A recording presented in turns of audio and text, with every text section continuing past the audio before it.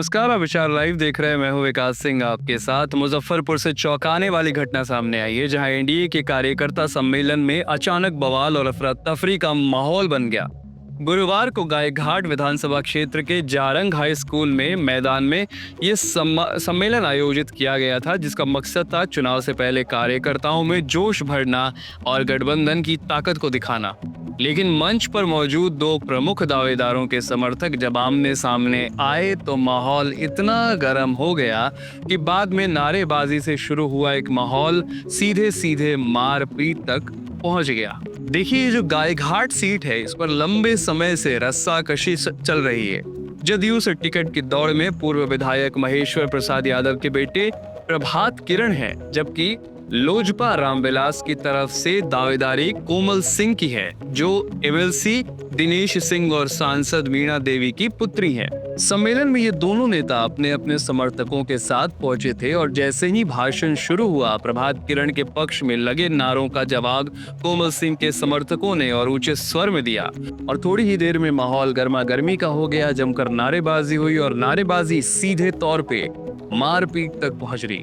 मंच पर भी हालात सामान्य कैसे रहे। प्रभात किरण और कोमल सिंह के बीच खुलेआम बहस हो गई।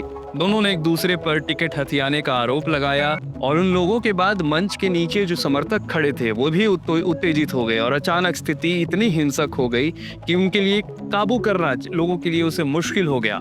गुस्साए कार्यकर्ताओं ने मंच पर रखी टेबल पलट दी, कुर्सियां तोड़ दी, कई नेताओं को घेर कर जोरदार नारेबाजी की गई। आपको बताएं कि पुलिस बल जो है वो मौके पर मौजूद था, लेकिन बवाल इतना अचानक और जबरदस्त हुआ कि हालात को काबू करने में उन्हें भी काफी वक्त लगे।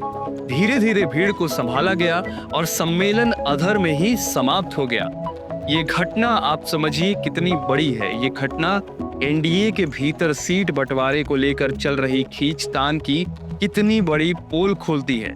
विपक्ष पहले से ही एनडीए की एकजुटता पर सवाल उठाता आ रहा है और इस सम्मेलन के बाद इस सम्मेलन में जो कुछ भी हुआ, इस सम्मेलन में उठे बवाल के बाद उसी आरोप को लोगों ने मिलकर और मजबूत कर दिया है।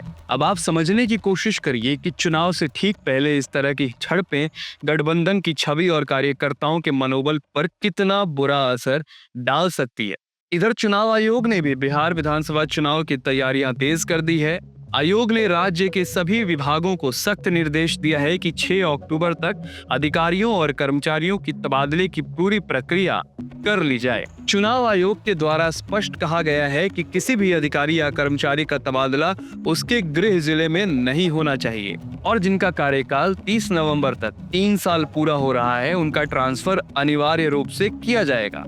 इस संबंध में आयोग ने मुख्य सचिव, पुलिस महानिदेशक, विकास आयुक्त और सभी प्रधान सचिवों को पत्र भी भेज दिया है। चुनाव आयोग से आए इस निर्देश के बड़े मायने बताए जा रहे हैं। अब ये लगभग तय माना जा रहा है कि बिहार विधानसभा चुनाव की तारीखों की घोषणा 6 अक्टूबर के बाद कभी भी हो सकती है।